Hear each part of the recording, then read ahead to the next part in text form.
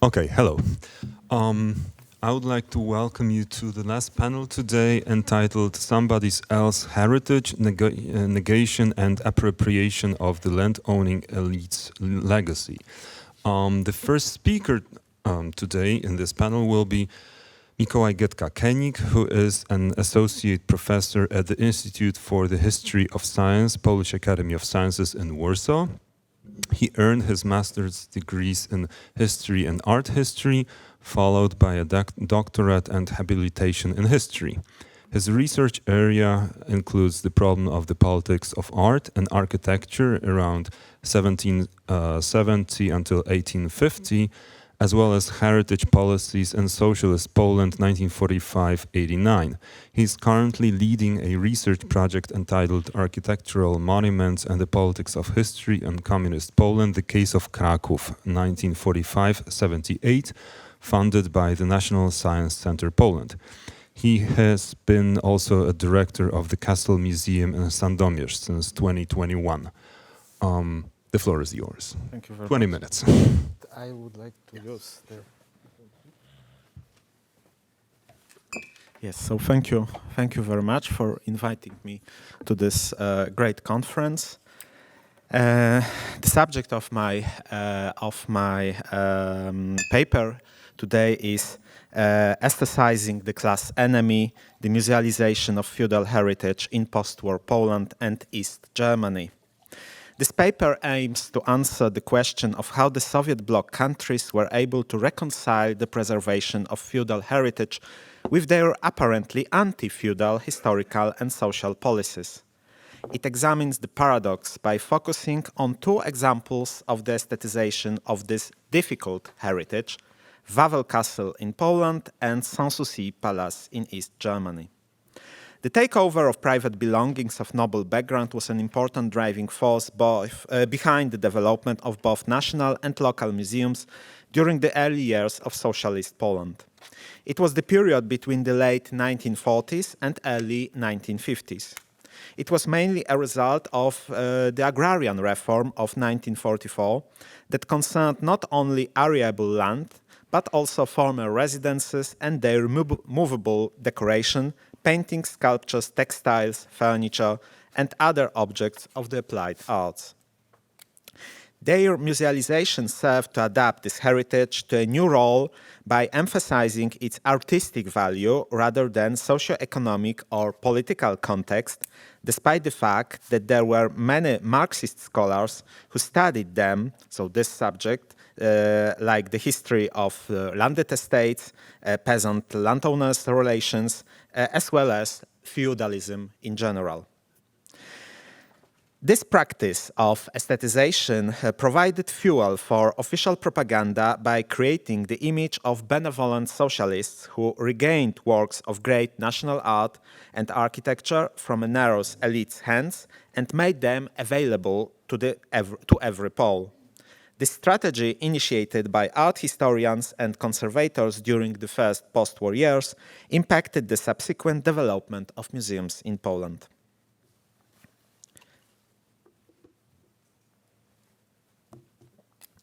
In 1946, art historian Michał Walicki, then professor at the Academy of Fine Arts in Warsaw, presented his concept of historic interior museums as separate cultural institutions in post-war Poland.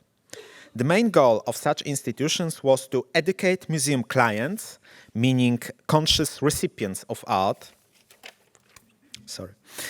And one of his motivations to propose this idea was the provision of artworks coming from the nationalized manor houses. Historic interior museums were also expected to protect particularly valuable examples of historic secular architecture, including, above all, feudal residences such as the Palace Under the Arms in Krakow, Potocki and Czartoryski palaces in Warsaw, Wiśniewski Castle, Białystok Palace, or Krakow Bishop Palace in Kielce, not to mention the former royal residences in Piotrków, Lublin, and Sandomierz. Walicki's concept was in fact quite original. There was no such institutions in pre-socialist Poland, although in some cases historic interiors were accessible to the public then. They, they, however, also served residential purposes, I mean in this interwar or pre-war period. It was the case of presidential or formerly royal castles in Warsaw and Krakow, the Palace on the Isle in Warsaw, or the then private palace in Wilanów near Warsaw. Walicki's post-war concept aimed not only at protecting this material heritage by providing it with an apparently safe art historical frame of reference, in terms of which this heritage was to be interpreted. His concept also served to adapt this heritage to the new social political situation in Poland by finding a new role for such buildings as objects of care and admiration. Walicki's idea, although published already in 1946 in one of the most important art historical journals, Polish journals, had already been implemented by the Ministry of Culture and Art a year earlier, thus in 1945. More precisely, its implementation was the initiative and responsibility of the Chief Directorate of Museums and Monument Protection, an agency of the ministry. The directorate was headed by art historian Stanisław Lorenz, professor at the University of Warsaw and director of the National Museum in Warsaw since pre-war times.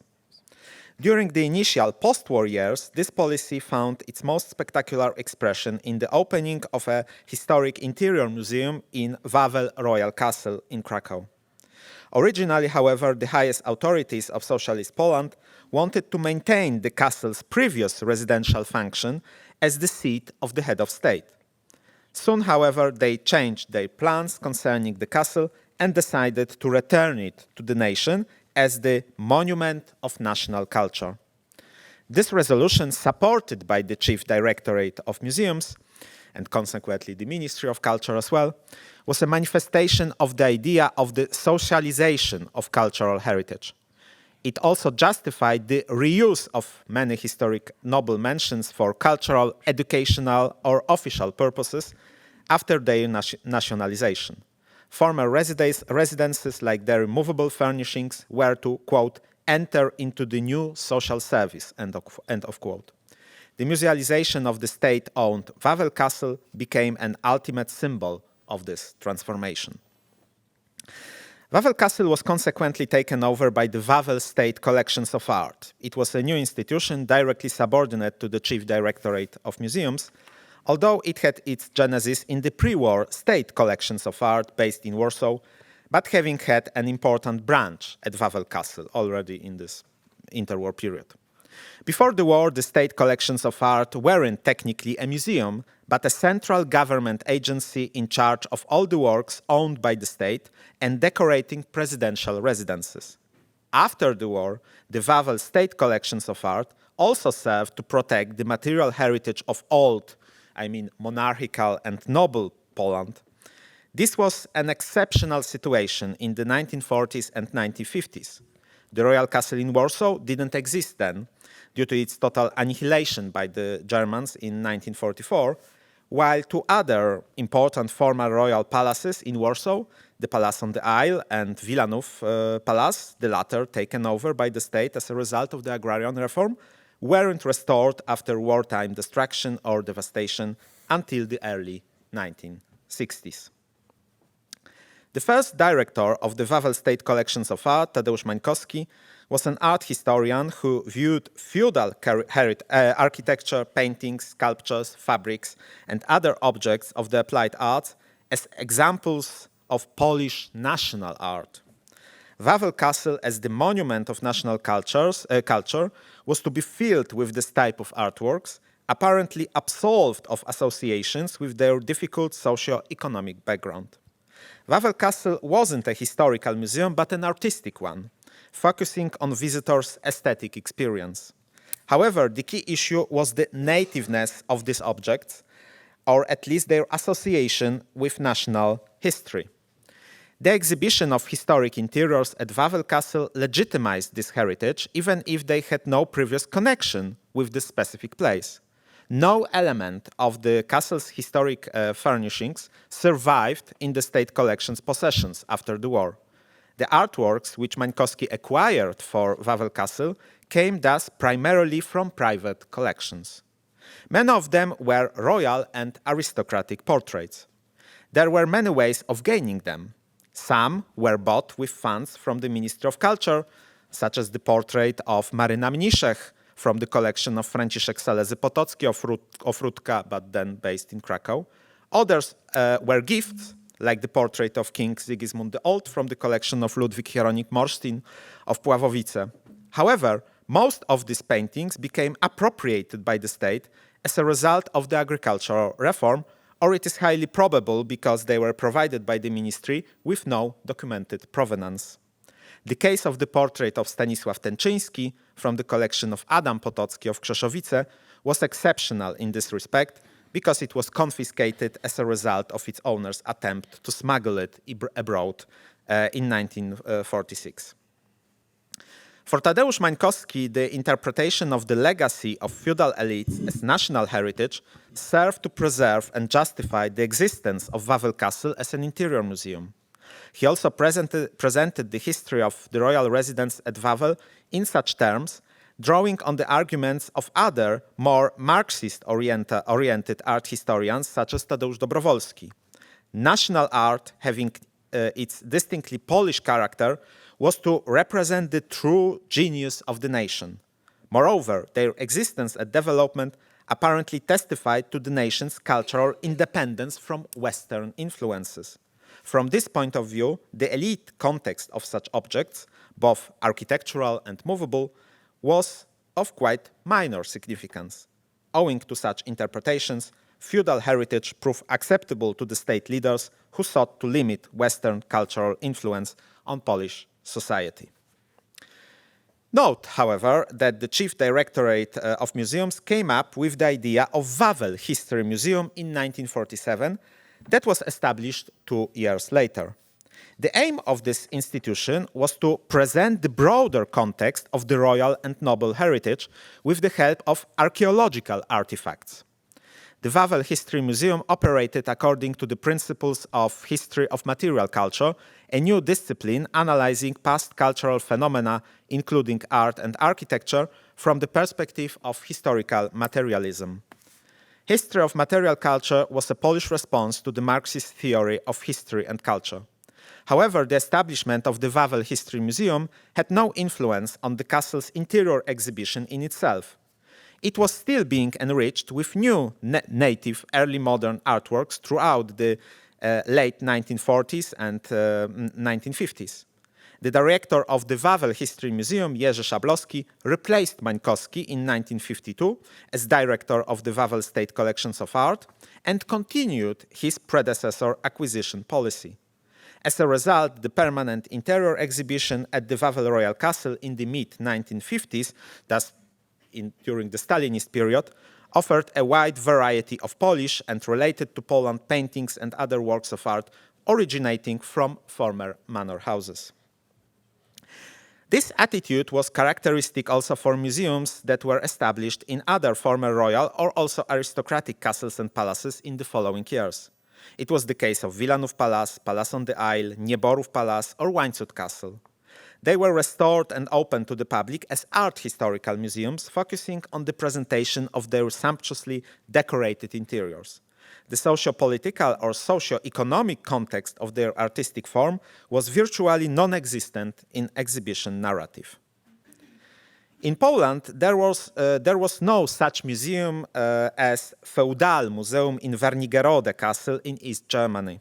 It was a historic castle museum with a permanent interior exhibition that was supplemented with a narrative component interpreting the feudal heritage in a Marxist vein. However, the museum in Wernigerode Castle was unique even in East Germany. Other museums in former residences in this socialist country exemplified the above-mentioned art historical approach to feudal heritage. It was also the case of the Hohenzollern heritage. In socialist Germany, controversial wasn't only the feudal context of the Prussian monarchy, but also the role of this dynasty and the noble elite associated with it in the development of German imperialism. According to popular post-war opinions, it was one of the main sources of Nazism, also closely associated with the public cult of Frederick the Great. The aestheticization of this monarchical heritage apparently served to cleanse it of such disgraceful associations, while simultaneously providing it with a politically acceptable meaning. We need to remember that in contrast to socialist Poland, the royal heritage in East Germany was the subject of the state open hostility during the early post-war years.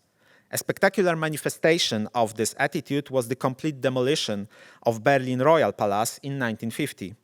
A few years later, Potsdam City Palace suffered a similar fate. In both cases, however, these buildings were seriously damaged during the war, and therefore the state required enormous expenditures to rebuild them. Notably, the socialist authorities didn't decide to destroy a similar object that survived the war without or with only minor damage.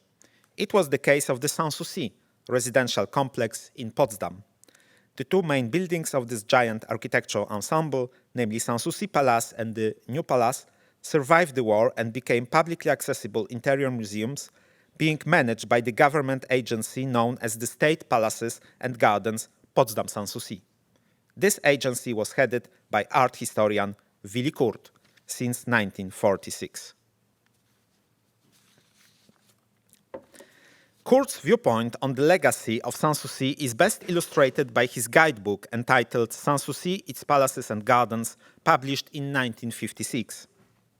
In it, Sanssouci is shown primarily as a great achievement in the history of Rococo and Romantic art. Kurt didn't ignore the role of Prussian monarchs in the complex formation, but he was clearly focused on artists, architects, sculptors, decorators, as well as gardeners. He emphasized the progressive nature of their works of architecture and decoration, which was especially characteristic of Marxist art history. For example, the interiors of Sanssouci Palace were, in his view, a prelude to the bourgeois interiors of the Biedermeier era. He wrote in a similar way about the progressive nature of the garden itself. Notably, Kurt explained to his readers that these great, timeless works of art were created at the request of feudal lords because such were the social conditions at that time. He suggested that this fact didn't affect their artistic value.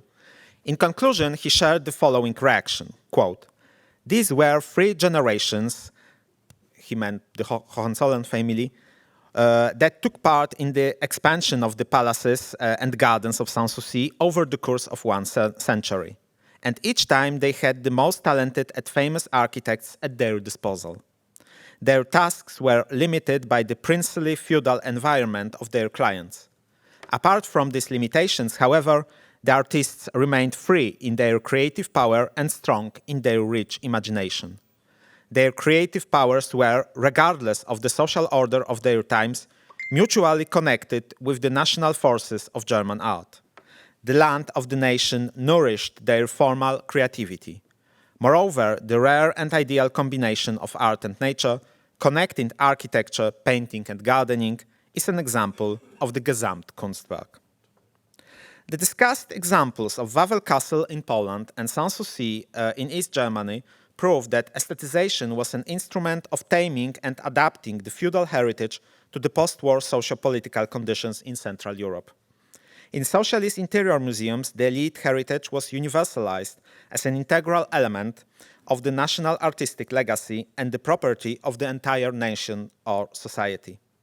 The art historical framework neutralized potential controversies, considering the public value of buildings and their interior decoration in safe isolation from their difficult socio-economic context. However, it seems that this attitude had a lasting consequence for the future of historic castle and palace museums, as well as their social resonance. Contemporary interior museums in castles and palaces still are predominantly art historical institutions. In their promotion, exhibition, and conservation policies, they are focused on the artistic value of their properties, seen as their most significant asset.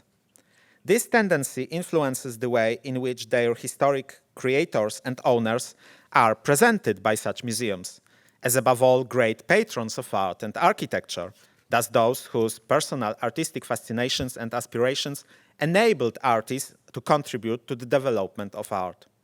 It seems then not surprising that historic interior museums, despite their public status and potential authority, do not engage in current public discussions about the historical role of the Polish nobility or landed class in general, inspired by the so-called plebeian turn in Polish zwrot ludowy. In my opinion, they are just unprepared for this debate on any side, or even more as a mediator. They were established to salvage rather than problematize this heritage, and so far they apparently haven't faced any real necessity to redefine their mission. Thank you very much.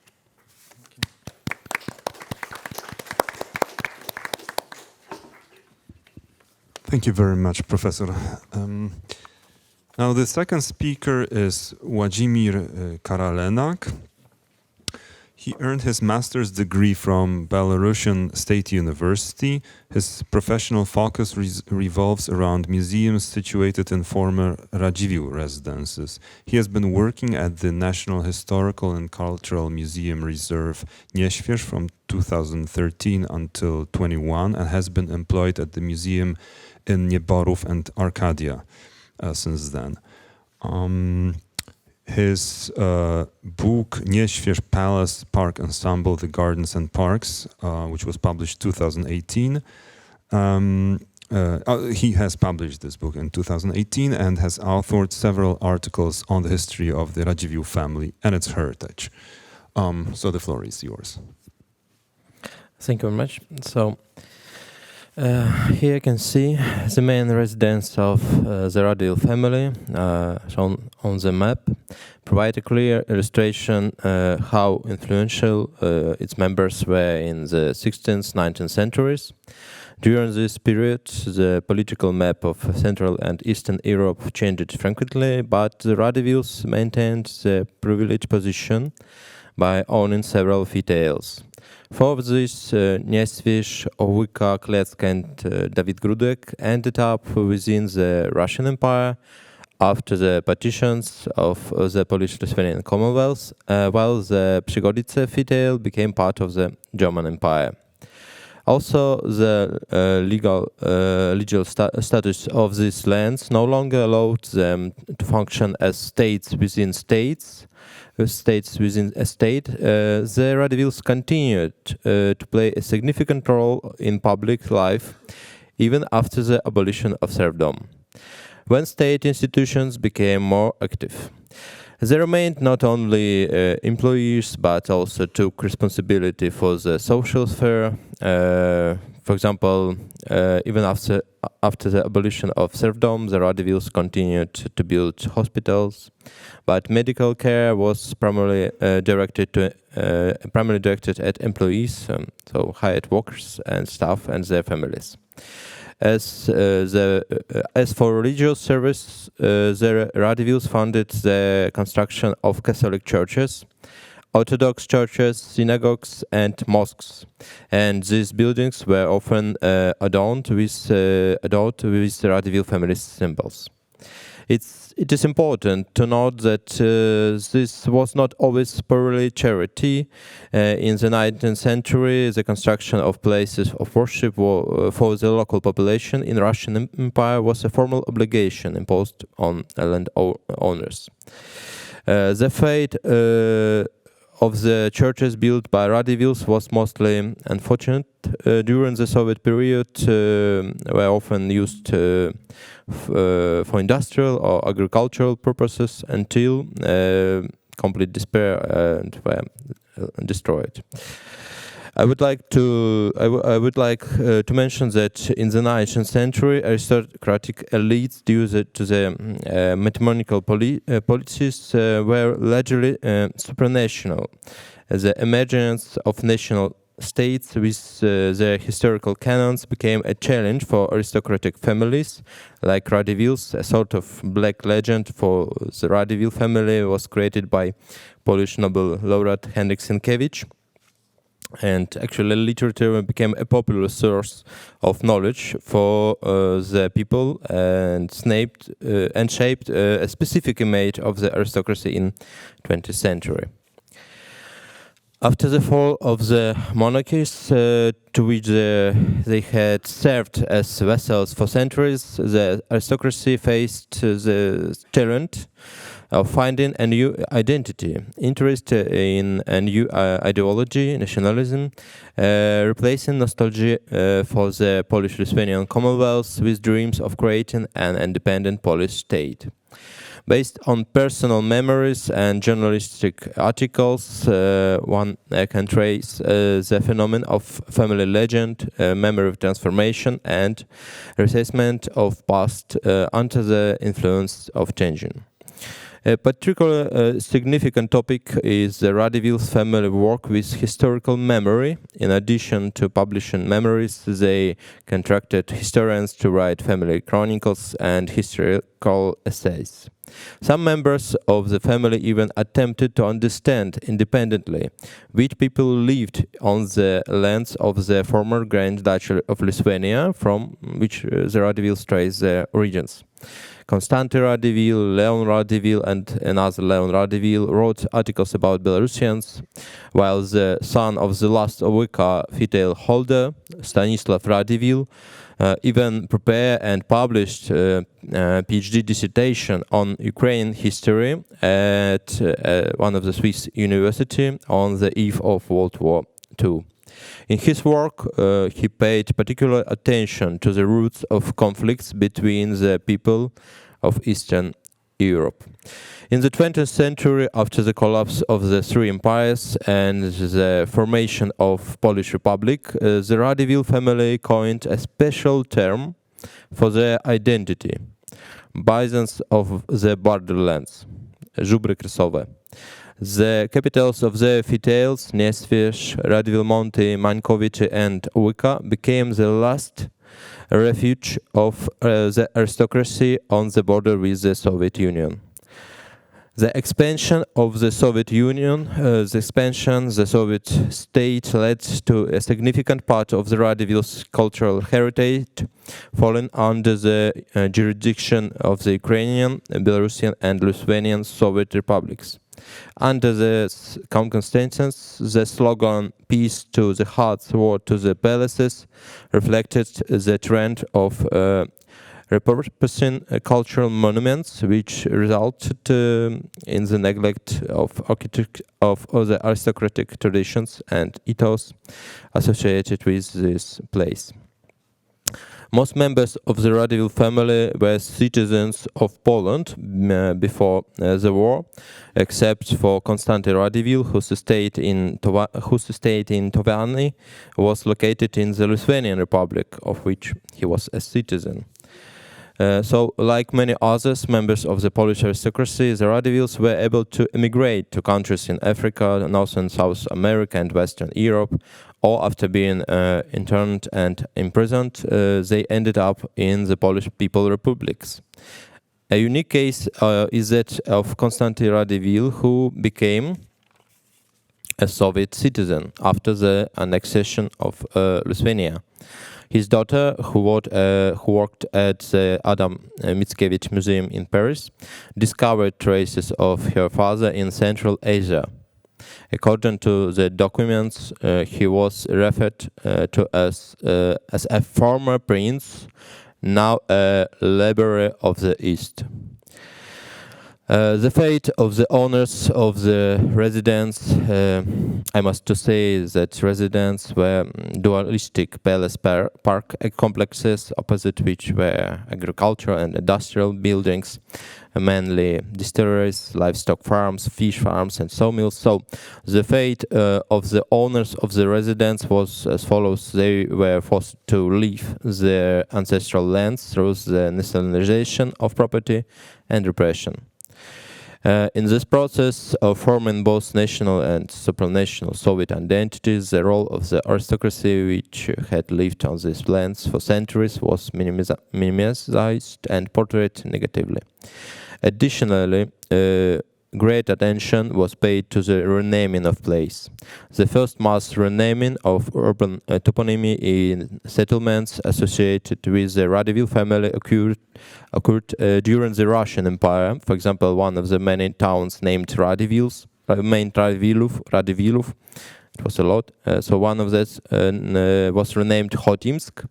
This protest, reflecting the diminishing role of the noble families of the Polish-Lithuanian Commonwealth in society, continued during Soviet times, with the renaming of streets and localities, among other things, Radziwiłł Monty, it's like Radziwiłł's Hills, the capital of the classic fairy-tales of the Radziwiłls, was renamed Krasnaya Zvezda, Red Star.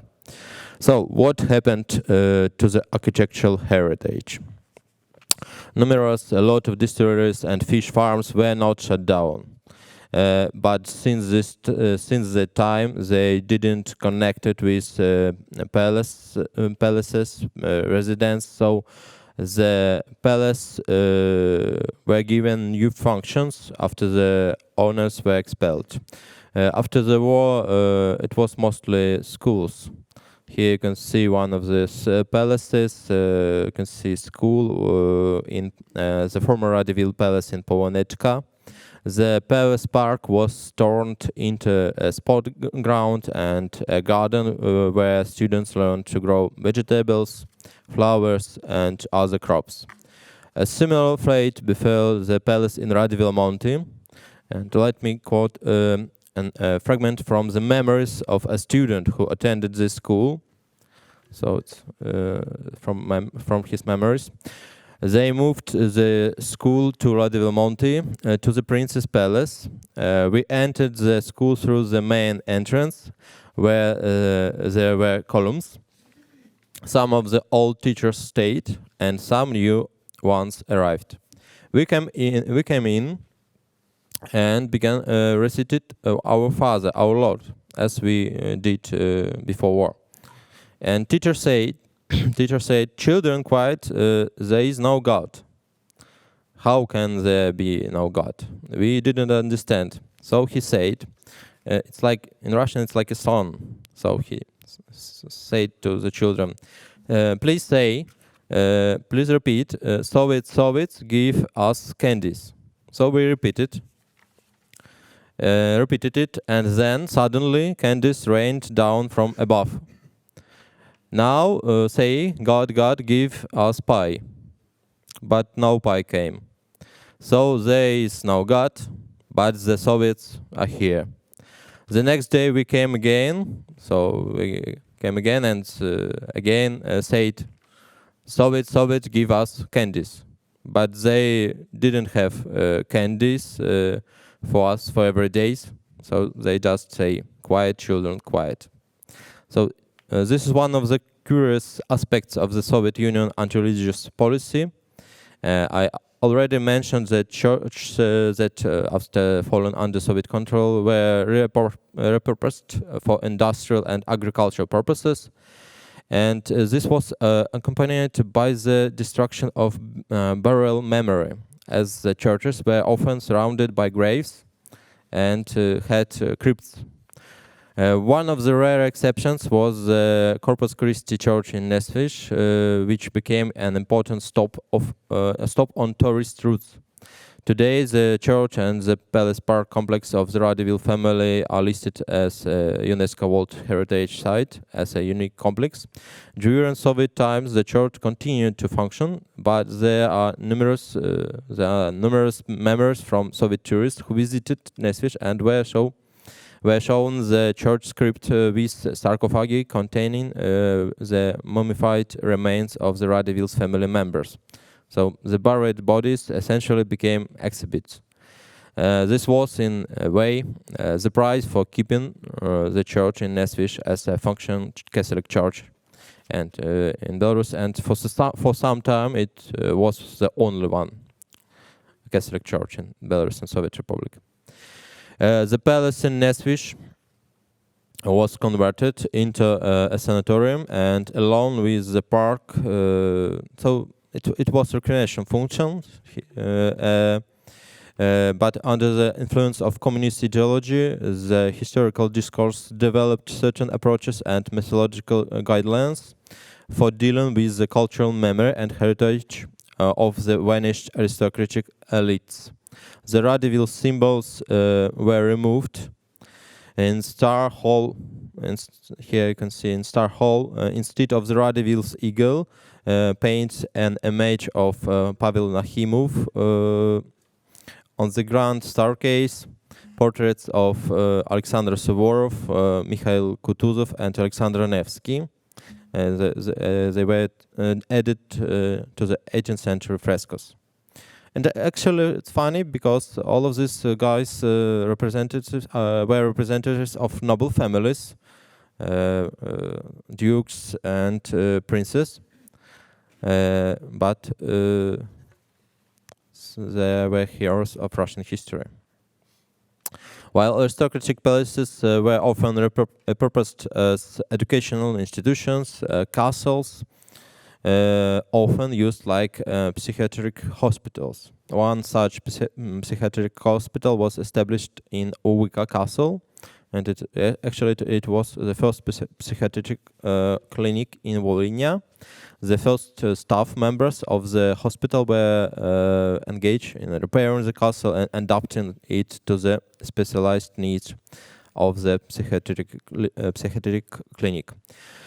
So the restriction of historical science based on Marxist-Leninist principles and rethinking of the entire historical process of the development of nations were the result of methods first applied in the Belarusian Soviet Republic and the Ukrainian Soviet Republic. And these methods were then transferred to the territories incorporated into these republics after the World War II, as well as to the Lithuanian Soviet Republic, the Polish People's Republic, and Czechoslovakia. I will just say that in the 19th century, Radziwiłłs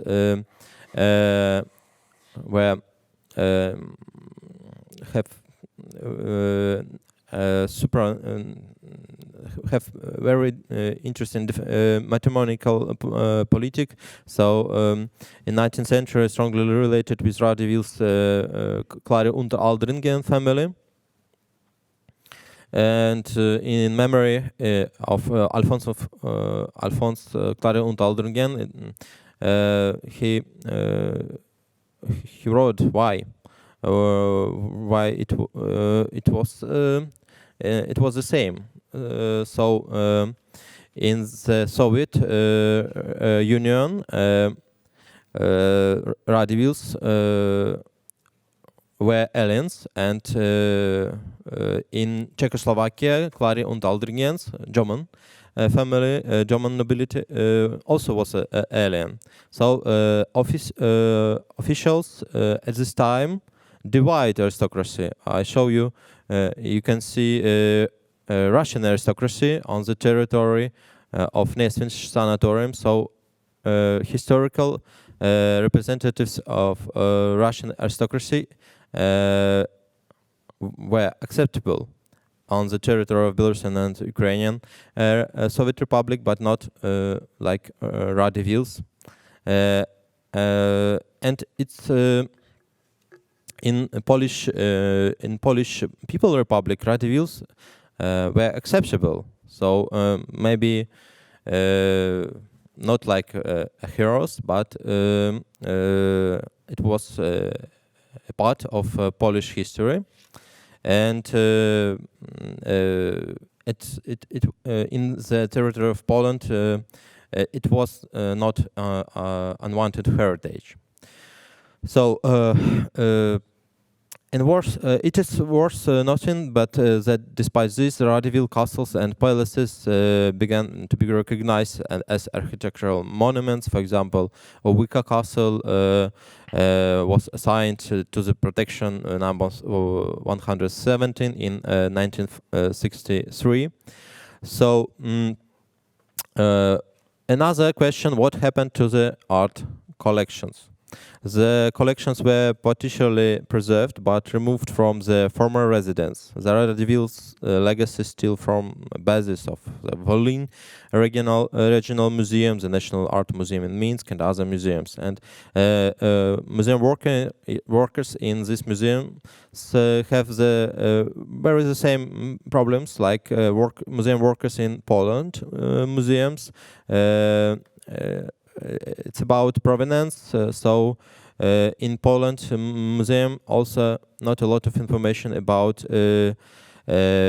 items about collection, former collection of German aristocracy from the northern and western part of modern Poland. So were the same in this Ukrainian and Belarusian museums.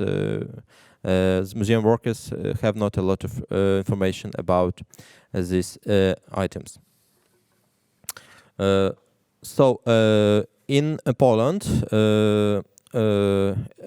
it was a little bit different. So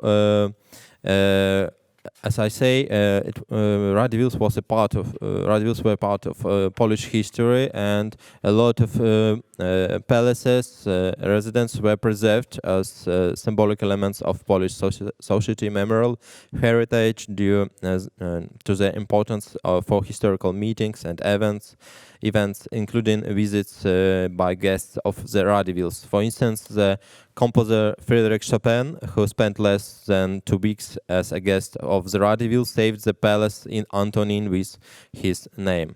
Here you can see another topic. Radziwiłłs return. A lot of Radziwiłłs return to Poland, to Polish, Poland, Polish Republic, but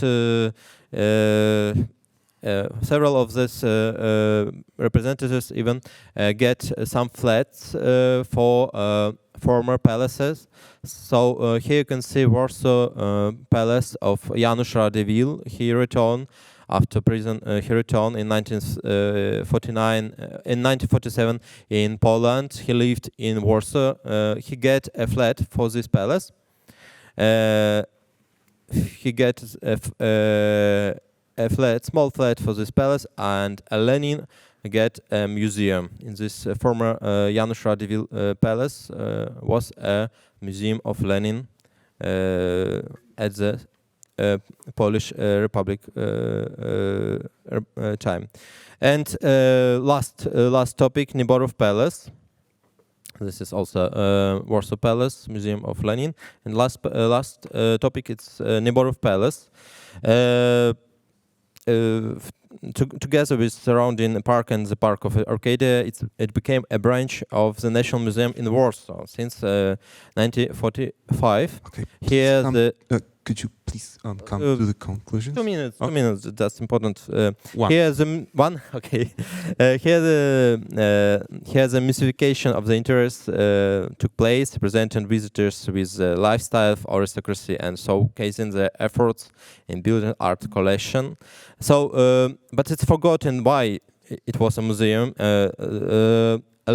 Part of this palace, actually a significant part of this palace, it was occupied by the creative work center, Ośrodek Pracy Twórczej. So during the World War II, Nieborów became a refuge for many scholars and cultural figures. During difficult times, a proximity to Warsaw became especially important after the Warsaw Uprising of 1944, when the city was left in ruins.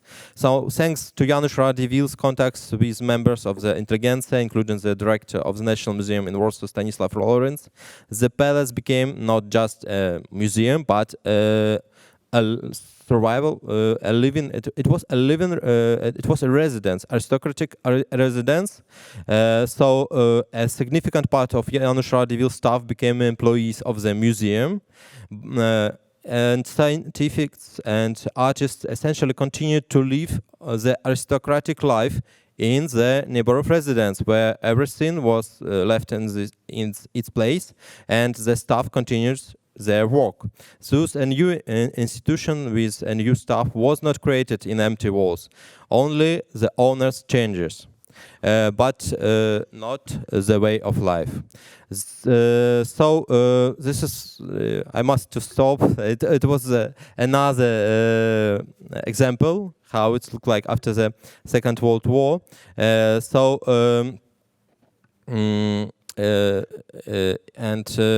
it was also possible because Radziwiłłs viewed Nieborów not like a source of money, but primarily a place to preserve the memory of the family and their collections of paints, sculptures, and furniture.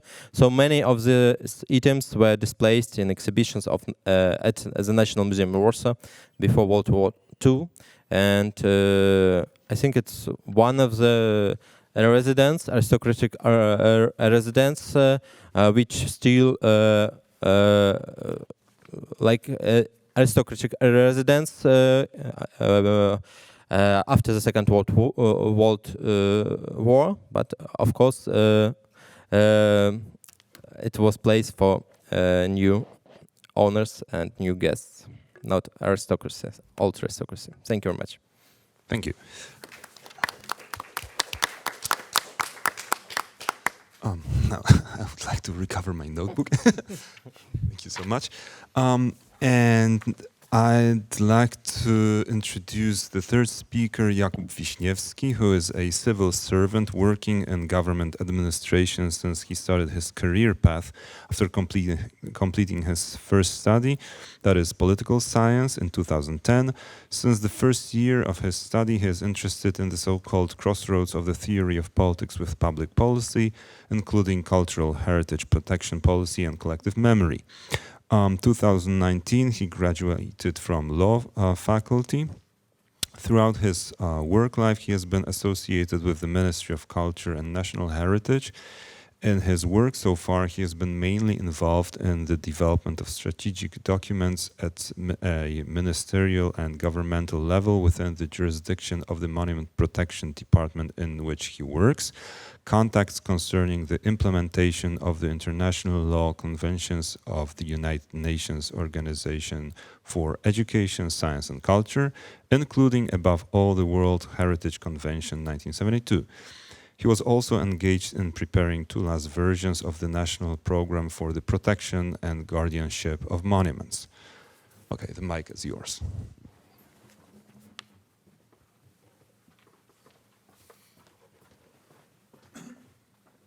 Thank you a lot for the invitation for today's conference. So the topic of my presentation, my lecture, is the totalitarianism against the Gentry heritage, the politics of communist regime in Poland towards manors and manor complexes, and its comparison to the Third Polish Republic. The point of departure for this reflection is based on four distinctive attitudes to the past. Two matrices for this division are as follows. The former one, presented in Alexis Tocqueville's on Democracy in America, is an opposition between the modern society, called the Democratic Society by Tocqueville, and the aristocratic society. The latter one originates from the modern history of political theory.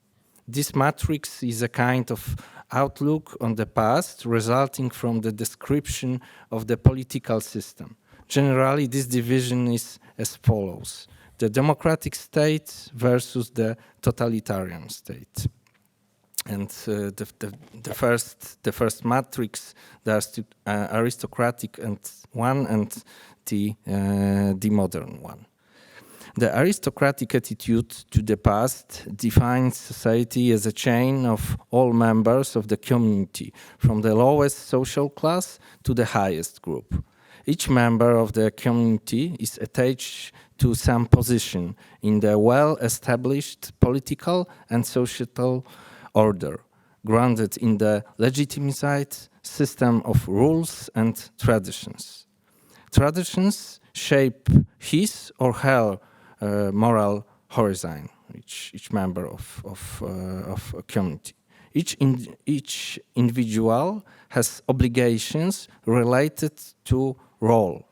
People lived in this order are the organic whole, parted into smaller but natural groups with the preeminent role of family. Family is the first and foremost point of reference. the source of sense and recognition.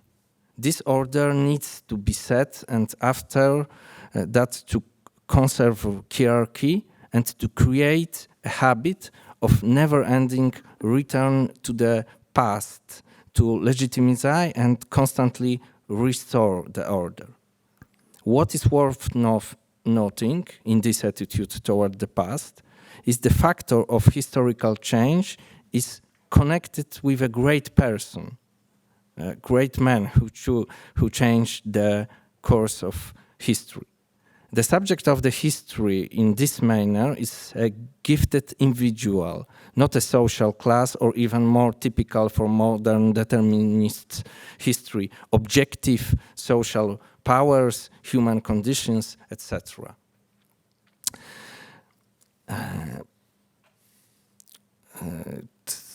The one is historical in this point of view.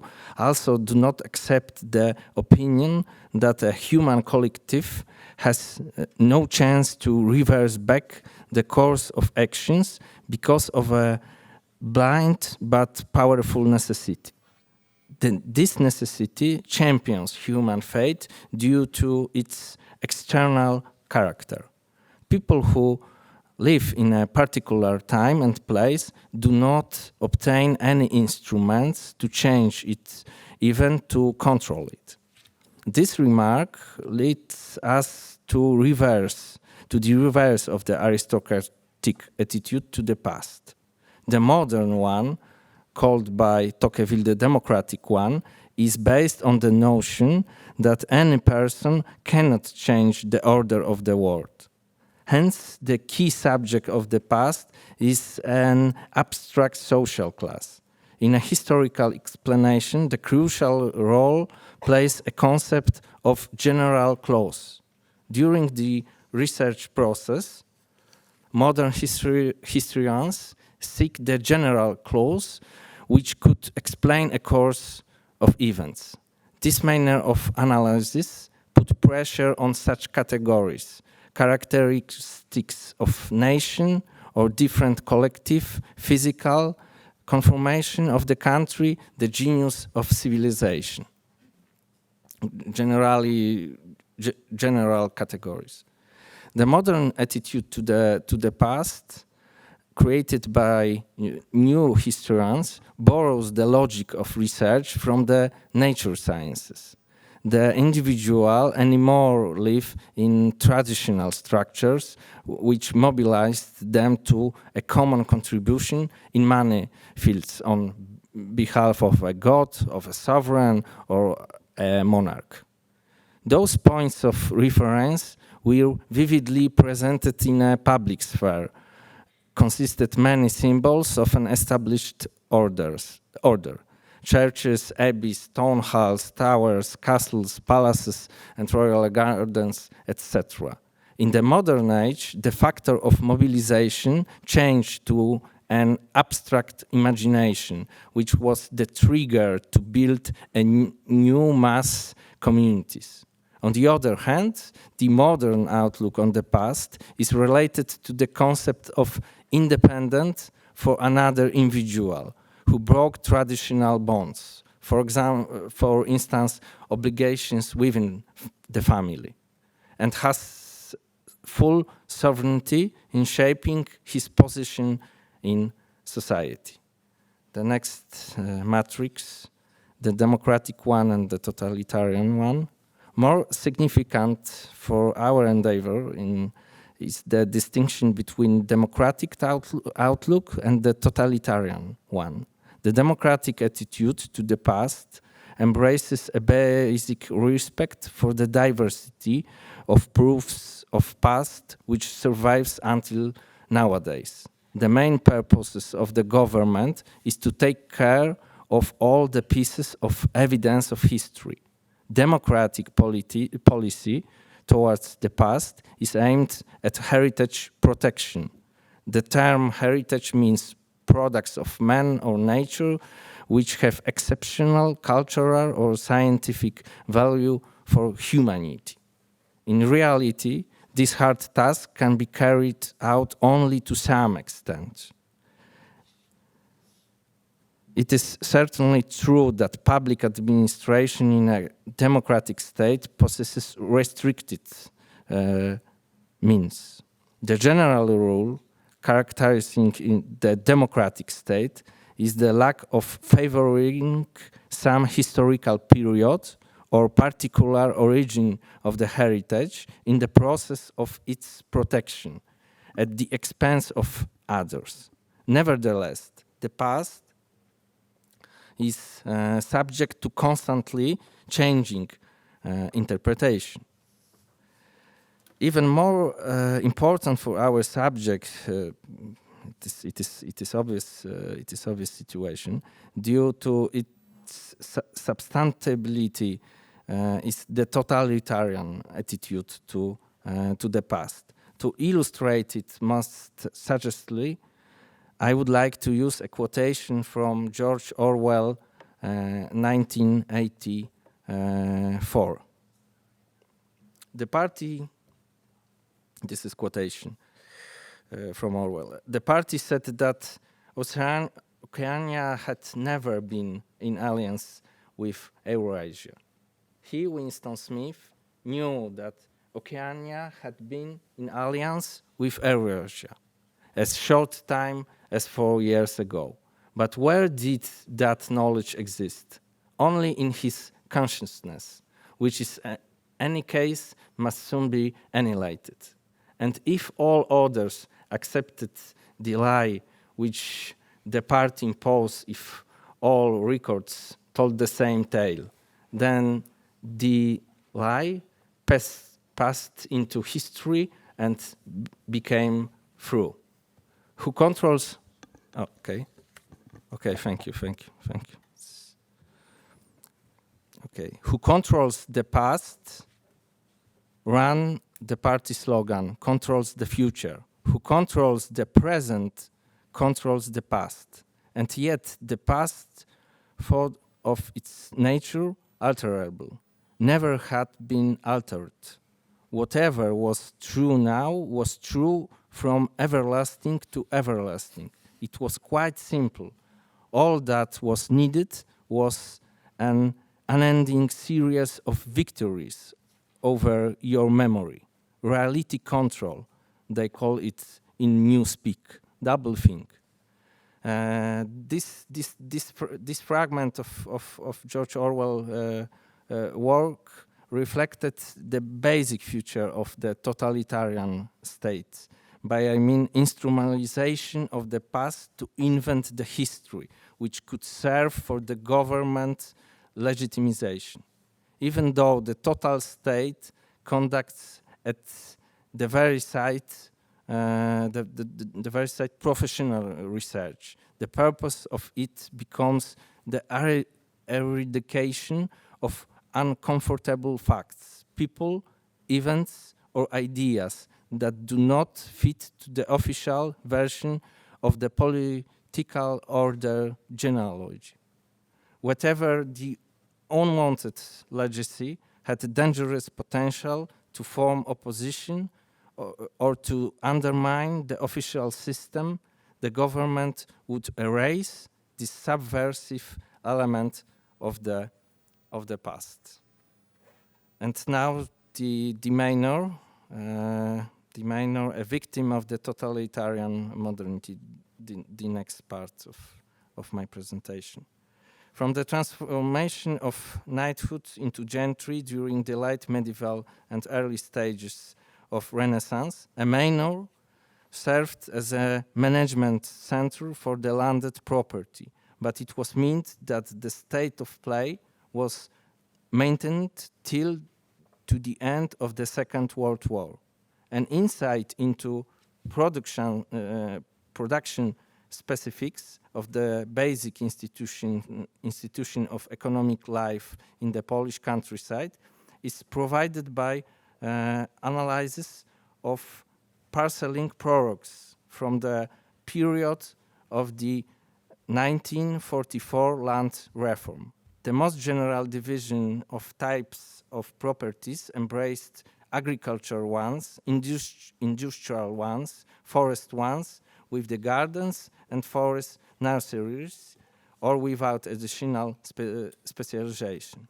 The landed properties have specialized sections, inter alia, fish ponds, lumber mills, hop fields, mills, brickyards, lime kilns, breweries and quarries, sugar factories, distillers. During the 19th century, universal, this is the one of the most important facts, the universal enfranchisement of the peasants occurred, and as a consequence, economic position of the traditional gentry became weaker. After regaining independence, entering in force new agrarian regulations, parcellation of private property and auctions of in-depth estates led to further decrease of the landed property. Finally, in the interwar period, the proportion of land owned by landowners stood at 25%. Before this period, it was 30%. That time traced back to the 19th century transformation from the feudal economy to a market economy. Traditional landowners became a neo-landed gentry, consisting not only of members of hereditary nobles, but also the new people who used the new economical and social conditions to build their fortunes. On the whole, before the Second World War began, there were approximately 19,000 manors in the Second Polish Republic, 4,000 left in the Soviet Union after the Second World War. With reference to Maciej Redel, the class of landowners counts about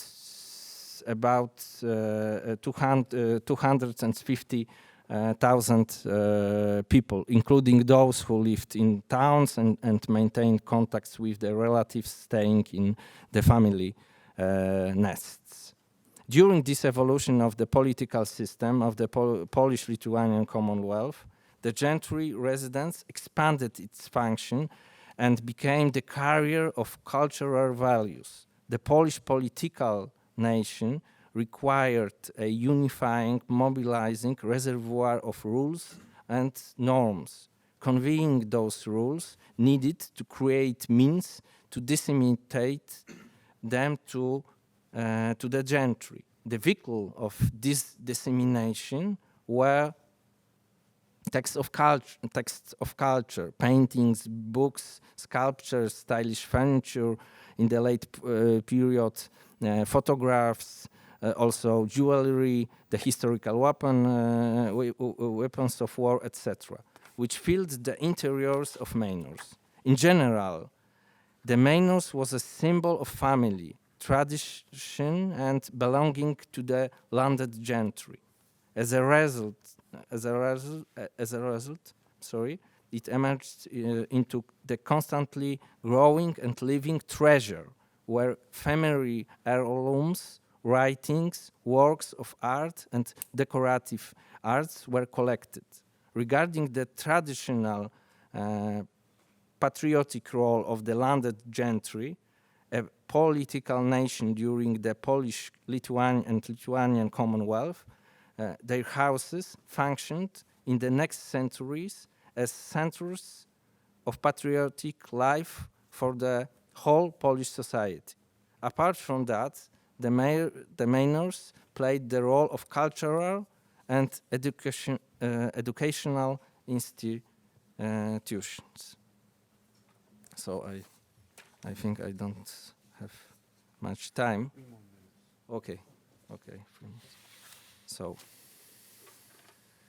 maybe I start with only a couple of information about nationalization of the land ownership. So The manifesto of the Polish Committee of National Liberation, a Soviet-backed administration, was the first such an open enunciation of the communist political force program. It is Polish abbreviation of this structure, PKWN, and this is some quotation from this manifesto. The PKWN will immediately set about realizing in the liberated areas a wide-ranging agrarian reform that will accelerate the reconstruction of the country and satisfy the age-old urge of the Polish peasantry for lands. So, in view of carrying out a broad agrarian reform, PKWN issued a decree of 6th September 1944 on the implementation of the agrarian reform. As a general purpose, the decree was introduced to complementing existing farm with less than 5 hectares of agricultural land and creation of new independent farms for landless laborers, agriculture workers, and small tenants. This decree generally ended Polish traditional of Gentry nationalization, embraced whole land ownerships according to the statistical yearbook published by the Statistic Office in 1949. All the qualified properties that have 100 hectares or 50 hectares of agrarian land. All properties located in so-called the area of the former Poland were parceled out.